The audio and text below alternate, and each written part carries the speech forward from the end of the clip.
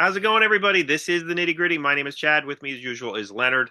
This is a show about wrestling, and we are returning to an old favorite, Unstable Stables.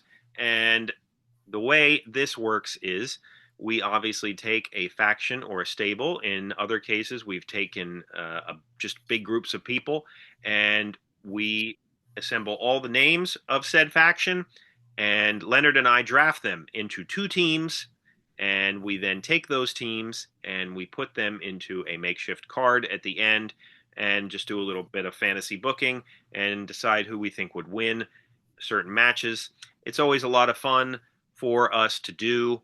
And Leonard, the last time we did this, I had like a full face of facial hair. So that's how long it's been. The last one we did Yeah. was the Hart family. Yes. So and then today, when before we draft, Leonard will get the first draft pick, and I will get first placement on the card. And who are we doing is the ultimate question. We are doing our first TNA stable. We are doing the Immortal stable, and that stable also includes the Fortune stable. So let's do a little bit of history. So actually, it was Fortune that got assembled first, June 17th, 2010. They would disband on January 5th, 2012. Immortal started October 10th, 2010, and they disbanded April 15th, 2012.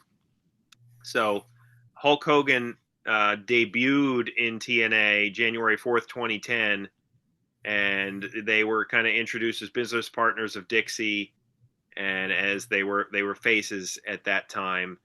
And the storyline kind of goes on from there. I was not watching a lot of TNA. I don't know how much Leonard was watching. Abyss would begin to prophesize that, quote unquote, they were coming on 10-10-10 at Bound for Glory. Yeah. And that's kind of it. Kind of goes on from there. Leonard, do you want to talk about well, you know what, we'll get to Fortune a little bit when we list the names, but do you want to talk about Yeah. it anyway? No, not really. I don't really. I knew it was there. This was not a period where I was really watching a lot of TNA because it was a lot of rehashed stuff. Right. So yeah. So I was aware of this stable, but I'm not, we'll say, a big. And when you sent me, actually, usually I put these together, but you put this together. You sent me the list of names, and a lot of these guys is like I didn't know they were involved, Right. and they were. So, but it's an interesting list of names. So if you want, I'll just pop to the list of names here. So here's the draft list, and this is the order that Chad sent to me. So we have Hulk Hogan, Eric Bischoff, both of whom worked as a manager or wrestler for them. Abyss, Jeff Hardy, Jeff Jarrett, Gunner Murphy, Rob Terry, Matt Hardy, Ric Flair was also a manager wrestler. Bully Ray, Tommy Dreamer, Chris Harris, Scott Steiner, Mr. Anderson, and Kurt Angle. Then Fortune featured AJ Styles, Kazarian, James Storm, Bobby Roode, Douglas Williams, Matt Morgan, Christopher Daniels, and Karen Jarrett as a valet. There was also Jackson James, who was their referee, but he's not being included. So we're drafting 12 names, and one of those can act as a manager or valet for us on our card. Right. And obviously Fortune would form an alliance with Immortal, which is why they are here. Mm-hmm. So all right, Leonard, should we get to the draft? We can get to the draft. So there's two names that I like here.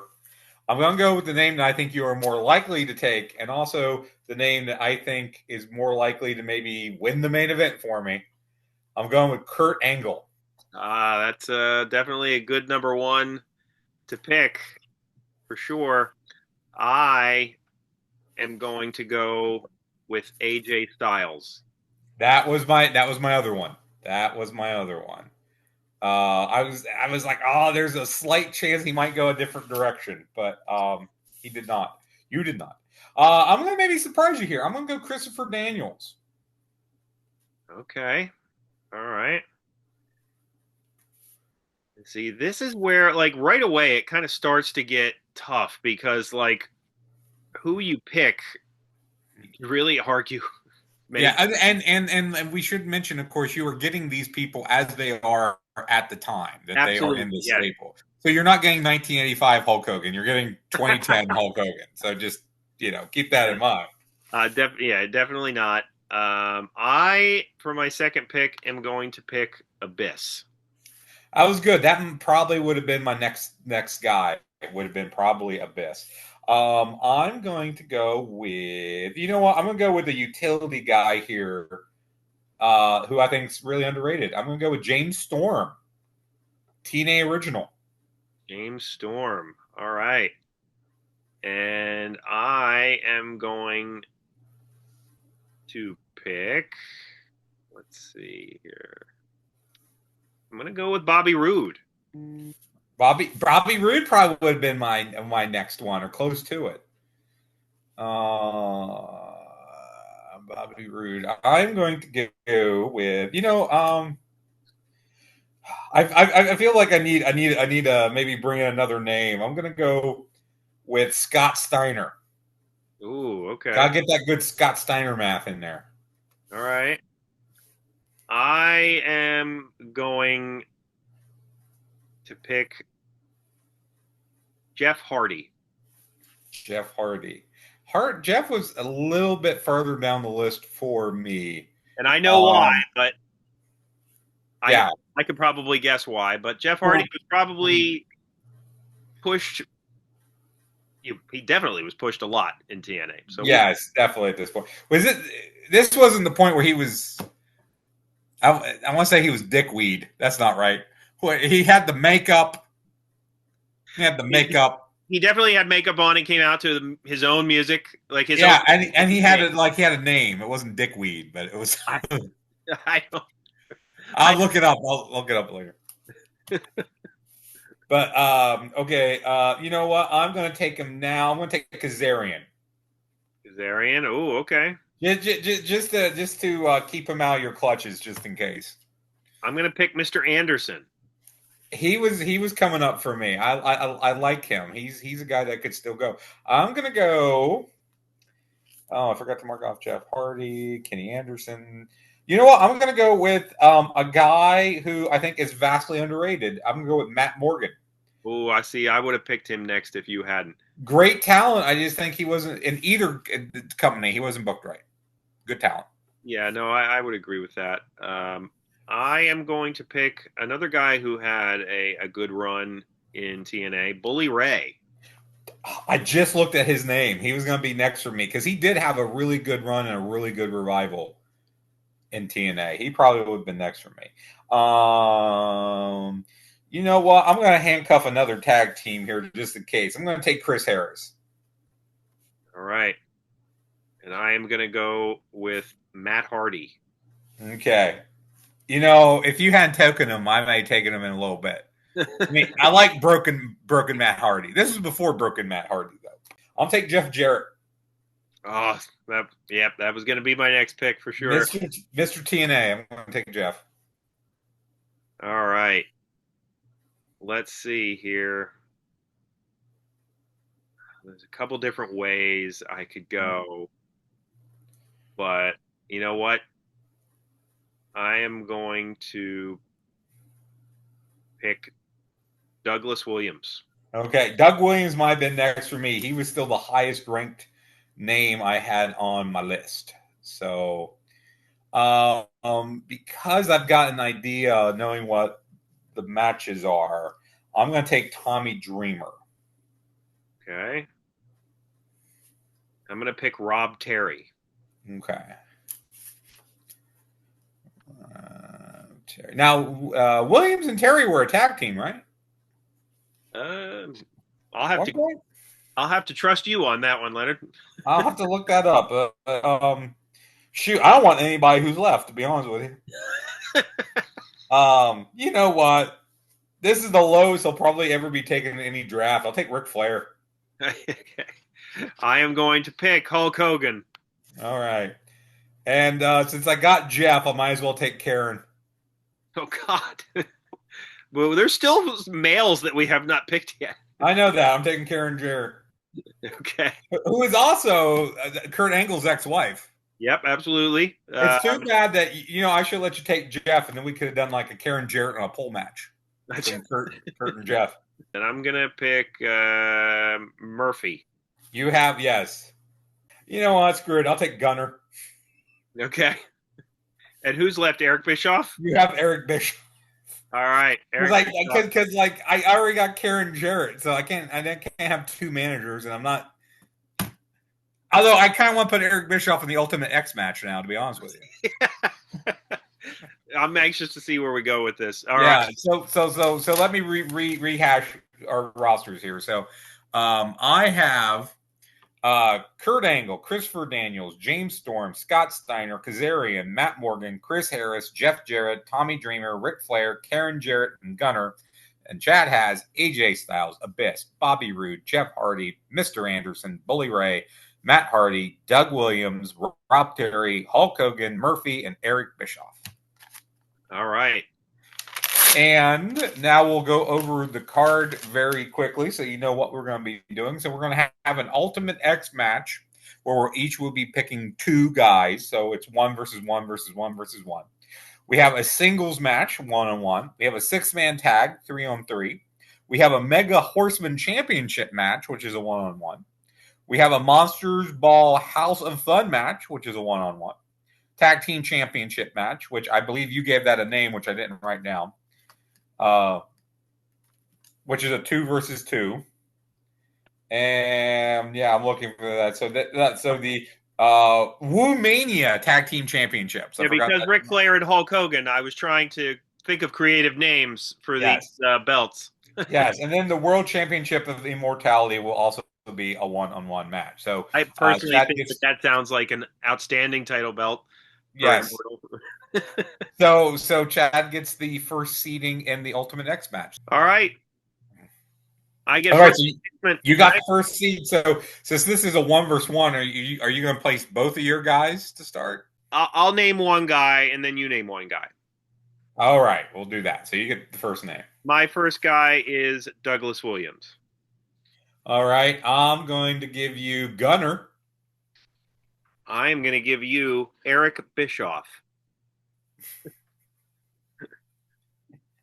Oh, you know what? This kind of makes me want to throw Ric Flair in there. Again, there are people I wanted to use in other matches later. I'm gonna go Jeff Jarrett. Jeff's gonna curtain jerk. All right. Well, I'm gonna make my case here for Douglas Williams. He is not for Eric Bischoff. No, because here's my strategy in putting Eric Bischoff there. Eric Bischoff is there specifically to protect Douglas Williams and make sure that he wins by kind of, being the dummy that everybody else can kick around.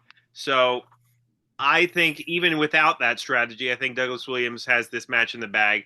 He is certainly, more agile than the other guys in this match. I think that this division is one that he was pretty prominent in, if I recall correctly. And Jeff Jarrett, I don't see him climbing the Ultimate X cables. Right. No, I mean the man has done ladder matches earlier in his career. Oh, sure. And I had better X division guys, but I wanted to use them elsewhere. So that's why I did not use them here. The only argument I could really make for Jeff Jarrett is the fact that he is, again, if we consider it as TNA, he is Mr. TNA. That's true. And I could see him pulling rank and just El Kabonging everybody with a guitar. And I could see Gunner being, like the blocker for Jeff Jarrett, as Eric Bischoff would be for Doug Williams. And I almost saved Jeff for later on, but I threw him in here. But yes, I think if we're just going on the guys that you have here, Doug Williams does make the most sense. All right. To go on. So again, the only argument I could make for Jeff would be a backstage politic argument. So and which is certainly a valid argument. Yes. All right. Singles match, 1 versus 1. So I get to seed first this time. And why do I pull out a heavy hitter? I'm going to go with Scott Steiner. All right. Well, Scott Steiner is going to get Murphy. Okay. Well, you want to make an argument? Nope, not really. Okay. I mean, I'm not even going to go through the Steiner math on this one. I had no problem with Murphy, really. You know what? I probably could have put anybody there and would have won this one, wouldn't I? I mean, probably because this is, Okay, how about this? What if it was Murphy versus Karen Jarrett? I think I still would have picked Karen Jarrett. No offense to Murphy. Sorry, Murph. Yeah. So we'll just move on. So All right. that's a win for me with Scott. I mean, you know what? At this point, Scott was just looking for an easy night. So Yeah, that I think we met that expectation. yeah. So Uh, Scott's happy. All right. Next, we have the 6-man tag. So you, you would place your first team. you didn't say the whole title, Leonard. It's a six-man tag and a six-sided ring. Oh, I forgot the 6-sided ring. I just thought it's TNA, so I assumed it was all the matches were in a 6-sided Well, ring. actually, when Hogan got there, I think he was really prominently trying to get rid of that six-sided They ring. eventually did go to the a regular 4-sided square ring, I believe, when he was there. Yeah. All right. So my team. Mm-hmm. I hope I counted right for these matches, Leonard. You know what? I didn't check. Hey, I've screwed up on the number two, so let's see if you did. I'm going to give you Rob Terry, Okay. Bully Ray, and Bobby Roode. I'm going to give you James Storm and Chris Harris. So I'm going to give you America's Most Wanted. And I really wanted Bobby Roode so I could give you like America's Most Wanted beer money because that was going to be my 6-man tag team. So along with Harris and Stormy, uh, crap, their partner is going to be Matt Morgan. Oh, okay. All right. So, you know, this is hard.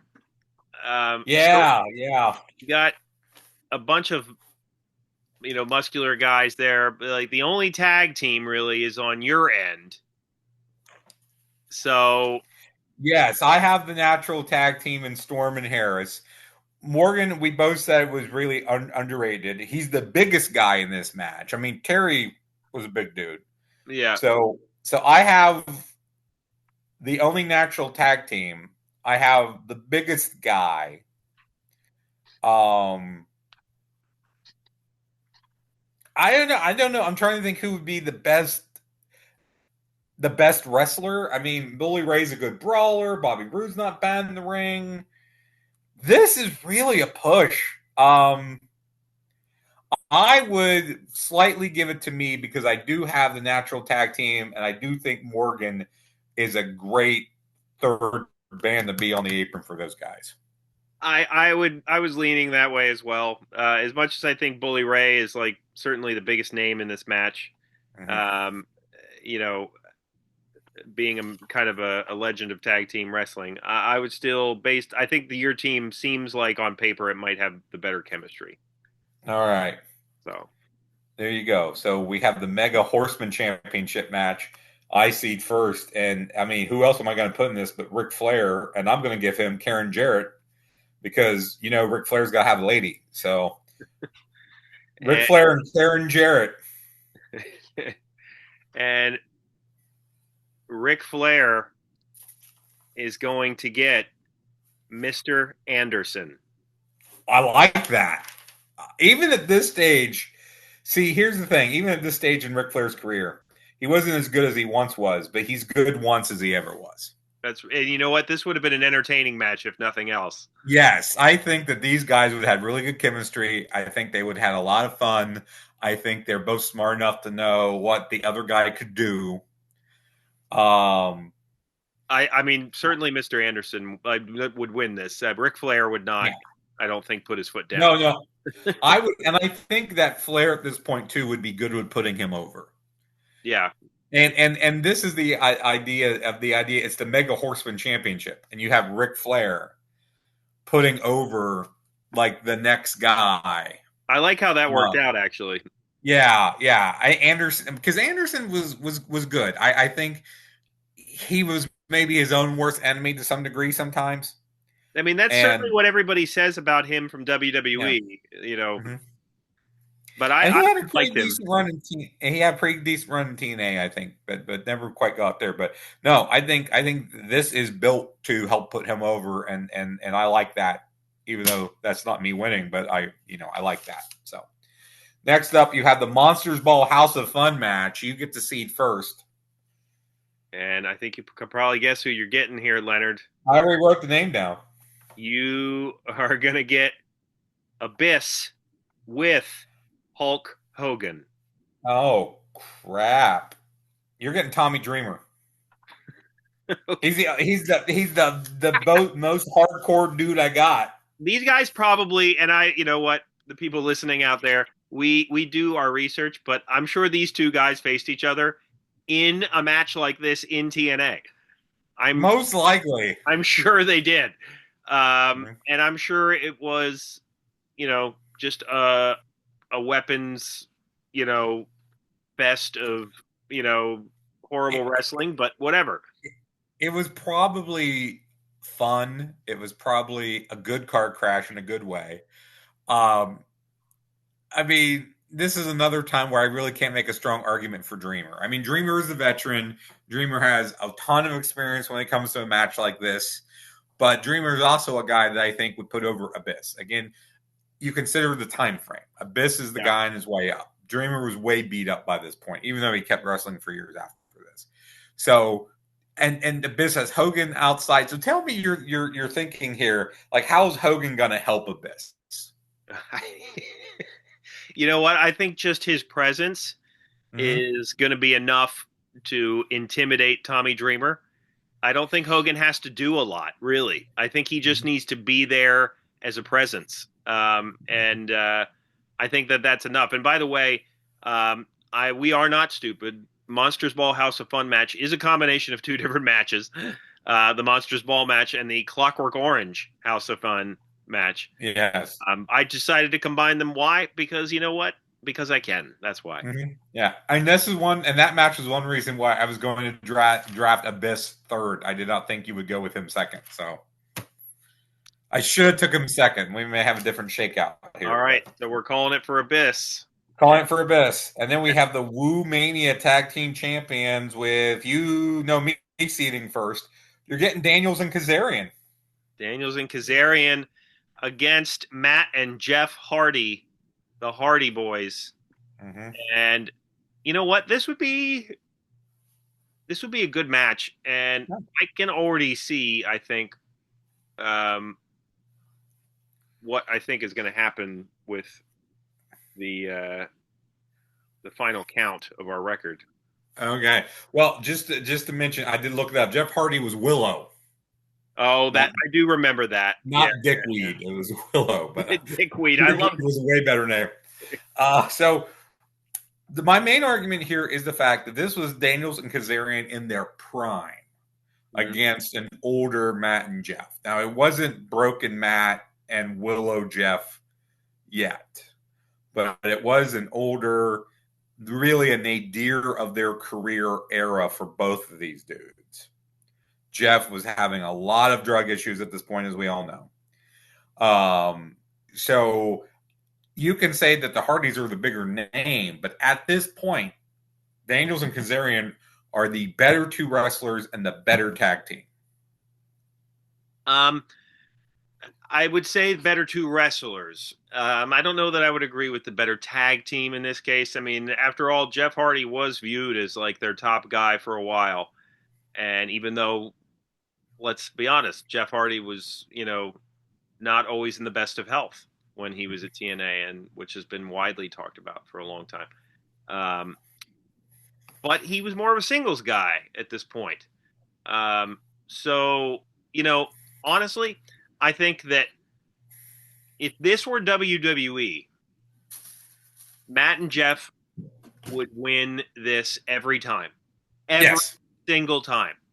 But it's not WWE. This is TNA, and I think that they would be more than willing and happy to do the job for Kazarian and Daniels here. So I would agree with you that being that they're both in their prime, I would pick them. So Right. And yes, and if this was WWE, I would probably say yes, that the Hardys would win based on, politics and their status and all that good stuff. But with TNA, I think Daniels and Kazarian are actually more of a name there. So we're down to the main event, and you seed first, but we know what that looks like. Yep, and that'll be AJ Styles. And he's gonna get Kurt Angle, Yep, which is a match that I know has happened several times in TNA, but I'd have to nine look up times the to be records exact. for. Nine? Did you look it up? 9 times. Right before we got on, yes, I was. Yeah. And initially, Okay. So, well, what's the record? Who has who? I What's knew you were the? going to ask me that, and you signed on right before I could ask Google what the record was. So I know they faced each other 9 times, but I do not know who won more of those matches. And to be honest, I don't know that necessarily matters for our argument. Maybe not. I'm curious. Hey Siri, how many times did Kurt Angle and AJ Styles face, and who won the most matches? Here's an answer from WrestleZone.com. All right, you're getting it straight from the source. Okay, now according to this, they shared the ring 100 times. Okay, yeah. All right, you know what? Forget it. Doesn't matter. You're right. What does Siri know? Yes. So it's funny you mentioned Jeff Jarrett being Mr. TNA. One could make the argument that AJ Styles was Mr. TNA. He was a TNA original.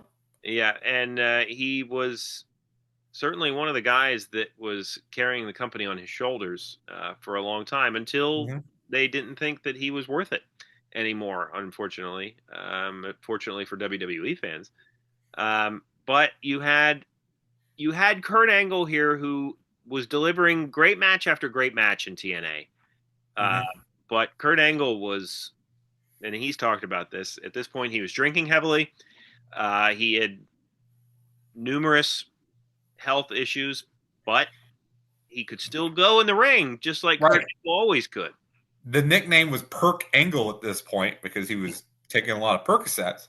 And, as I said up front, I was tied between Styles and Angle. And I went with Angle because I thought there was a molecule is not the word I'm looking for, but a very slim chance that you might not take AJ Styles. But I thought that you would definitely have taken Kurt Angle as the second. And Angle, of course, is the biggest name. Angle really helped to prop up TNA during this period. As you mentioned, despite all his issues, he was having amazing matches with everyone he was in the ring with, including AJ Styles and Samoa Joe and other guys. And was really probably maybe the biggest main event talent that they ever had as far as delivering matches. You look at what Sting was doing or Hogan was doing when they were there, or these other guys that were there, that were names, not like the TNA bred dudes, like, and just even putting together like and maybe that should be a thing we do one day, TNA originals, guys who are there from day one, Styles and Storm and Harris and these guys, very good. So this is going to be a good match. Again, it's a match that's happened. We don't know what the record is. Probably good we don't know what the record is. The matches that these two guys had were classics. They really were. And again, if you look at the whole thing, I mean, there's no way this isn't your main event. I mean, I'm looking at who I could make an argument for, and to be the replacement on either of our sides, and like you can't really. Right. Like, who else would you use here? I mean, I want to say it's a push. We are tied 3-3 right now. And I feel like maybe you were nice to me on the tag belts. So maybe I should be nice to you here, because I really do think this is a coin flip. I think the only thing that really might push me to argue Angle is the fact that his name value and the fact that he was putting on really great matches during this period despite all his health and personal back issues and everything. Well, so I appreciate you trying to be nice to me, but I will say this, that I would love to argue that, AJ Styles was the TNA guy and AJ Styles was always put at the top. But the sad fact is he wasn't put at the top. There were times that they didn't use him very well. But, you look at Kurt Angle, he was always prominent name. Like even when he didn't have a title, like I remember one of my favorite things was when he went through the top 10 of talent. Like he would have a match with every person in the top 10 to work himself all the way back up as the number one contender. He was, and I think he was in the main event Mafia too, wasn't he? Yes. At one point when you sent me this, I thought we were going to do the main. I thought these guys were the main event Mafia because, like, where's Booker T? I'm like, oh wait a minute, that's a whole different bag of guys. So, I think at the end of the day, I think based on the fact that Kurt Angle was always in a prominent position, that if Dixie Carter is the one calling the shots, or even Hogan, I think that they would have had the crowd go home with Kurt Angle as the victor. I think it makes more sense for him to win in the context of Immortal as well. I just, Kurt Angle and Hogan had passed in WWE, so I think if the powers behind the scenes are pushing for anybody, I think that they would, at the end of the day, give a slight heavier push to Kurt Angle. So yes. I would have him be the victor here. And I just found the list on Cage Match, and they were involved in some multi-man matches and some battle royals and different deals. But it does look like in one-on-one matches, it looks like Kurt Angle holds the edge over him. Although Styles does have, it looks like Styles beat him 3 times in a row in title matches. But other than that, it looks like there's a time limit draw. There's a no contest. But it looks like other than that, Angle has the wins. So again, like you said, that didn't really matter. And yeah, I mean, I agree with you for all the reasons you said. That again, considering some backstage elements, it would probably be Kurt Angle going over, unless this is the start of a long running feud, unless this is the big, it leads to something next. But I thought about putting Hogan with Styles. Mm-hmm. But even in my head, I was like, would that push him over the edge? I don't know if that would really make a big difference in this type of match, because like these two guys, you don't want to have them have a match with outside interference. Really, no, just let him go. So yeah, I think Angle wins this for all the reasons that we talked about. Although, on any given day, Angle, Styles could win. So I think these cards are in a vacuum. If it was like we're going to come back next week, then yes, Angle would win any blow off, I think.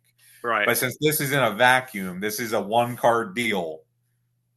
Yeah, I agree with you. So I'll take the win, and I think this is the first win I've had in a while. I win 4-3. That's right.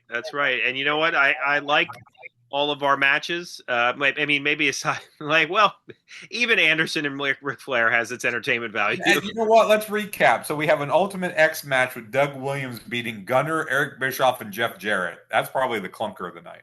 Yeah. We have Scott Steiner crushing Murphy. At this point, the crowd is thinking about leaving. Yes. Steiner is squashing Murphy. Then we have a 6-man tag where James Storm, Chris Harris, and Matt Morgan will defeat Rob Terry, Bully Ray, and Bobby Roode, which I think could be decent. Yeah. Then we have the Mega Horseman Championship of Mr. Anderson defeating Ric Flair with Karen Jarrett. Again, entertaining in a way. Yeah. And then we get down to business. We have Abyss with Hulk Hogan versus Tommy Dreamer and the Monsters Ball Funhouse match. I think that is just a good car crash, hardcore, fun match. We have the Wu Mania Tag Team Championships, the 2 versus 2, with Kazarian and Daniels defeating Matt and Jeff Hardy, which I think is a good match. And then the world title here, Styles and Angle have proved that they do good matches with Angle winning. So that is the recap of our card. And yes, I think the second half of that, I think at intermission, people are going to be thinking about leaving. If we have an intermission, we might shift the structure a little bit of that card. Yes, maybe we move the Steiner squash to the sub main. That's the let me up match. I was gonna say switch the tag match and maybe the who did we have against Steiner? Murphy. Steiner squashing Murphy. All right. Well, let us know what you thought of our breakdown of Immortal and Fortune. TNA certainly tried to have stables at various times. In my opinion, looking back at a lot of their stables, very cheesy. Yes, and I will say this: we done the Hart stable, and we did the Rock's family. We did that one, right? Yes. One I'm Dynasty. trying to figure out the Guerreros. Ooh. There's not quite as many names. I may have to pull in some like Lucha friends Lucha Friends to make that work. Last time I looked at that, I think I got up to 10 or 12 names, and I want to try to get to 20. That's not bad, though. That's not bad. We could do something. Let me revisit the Guerrero family, and we'll see if we can't figure something out. I definitely have to do some research on some of them. Do you hear you may not know this. You know who counts? Aiden English. I didn't know that. He's married to Eddie's daughter. Wow. Okay. I didn't. That is one factoid I did not know. Yes, because when I was looking this up, it was like all the Guerreros, and then over here on the side, it's like Aiden English. I'm like, well, how does he get in there? That is extremely random. Yes. But, I believe it's Eddie. Someone will probably correct me, but I believe it's Eddie's daughter he's married to. He's married to somebody's daughter. I believe it's Eddie. Who is Sal Guerrero? She has worked. She has wrestled. I'm excited for this now. Yes, I will go back and figure out the Guerrero. Throw Rey Mysterio in there. He's basically Rey Mysterio was part of that, and therefore Dominic could come in, who is Eddie's son anyway. Yeah. So that, but I think if you get into the LWO, I think I can fill that out. Oh, true. Yeah. If I use the LWO guys, I think we can figure that out. So yeah, so keep that in mind. Next Unstable Stable, we will do some sort of Guerrero family tree. All right. I'm excited for that. Let us know what you thought of this one. Check out our other videos. Hit the like button. Subscribe to our content. And we are available wherever you listen to podcasts. For Leonard, my name is Chad, and we will see you next time.